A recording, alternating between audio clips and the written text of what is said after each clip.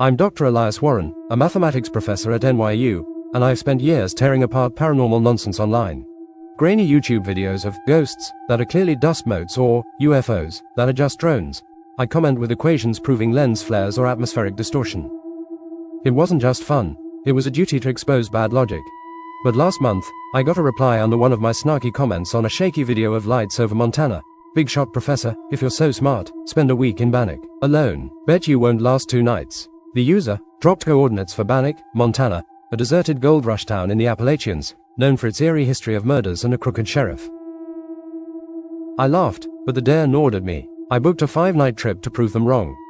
Bannack's a ghost town frozen in time, with sagging saloons and a jail where the sheriff supposedly led an outlaw gang. I arrived with my notebook, a flashlight, and a smug grin, ready to debunk the place. The first night was quiet, just creaking wood and wind whistling through broken windows. I set up in the old hotel, a crumbling 2-story building, and recorded ambient sounds for analysis. Nothing but natural acoustics, as expected. The second night changed everything. At 2:17 a.m., my flashlight flickered, though the batteries were fresh. I checked the voltage, normal. Then I heard it, a low hum, not mechanical, but alive, pulsing from the walls. I assumed it was pipes or wind, but the air was still. My notebook fell off the table, pages flipping on their own to a blank sheet where something scratched out a spiral, sharp enough to tear the paper. I'm a mathematician, I know physics doesn't allow that. I grabbed my phone to record, but the screen glitched, showing a shadow behind me, tall and angular, with too many edges. I spun around, nothing. The hum grew louder, vibrating my bones, and the air smelled like ozone, sharp and wrong. I stumbled outside, heart racing. Above the town, lights danced, not stars, not planes, but orbs that bent in ways that defied geometry, folding into shapes no equation could describe. They weren't just in the sky, they felt inside my head, whispering numbers that didn't add up, fractals spiraling into infinity.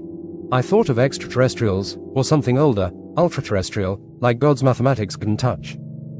Or maybe ghosts, tied to Bannack's bloody past. I couldn't tell, my skepticism cracked like thin ice.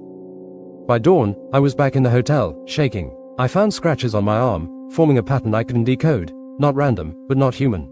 I planned 5 nights but left after 2, driving straight to a motel. I couldn't stay in a place where reality bent like that. Now, I'm back home, but I don't comment on those videos anymore. My notebook sits locked in a drawer, the spiral page untouched. Last night, my laptop screen flickered, showing the same shadow from Bannack, and the hum started again, faint but growing. I don't know what I saw, but I know it saw me, and I'm not a skeptic anymore.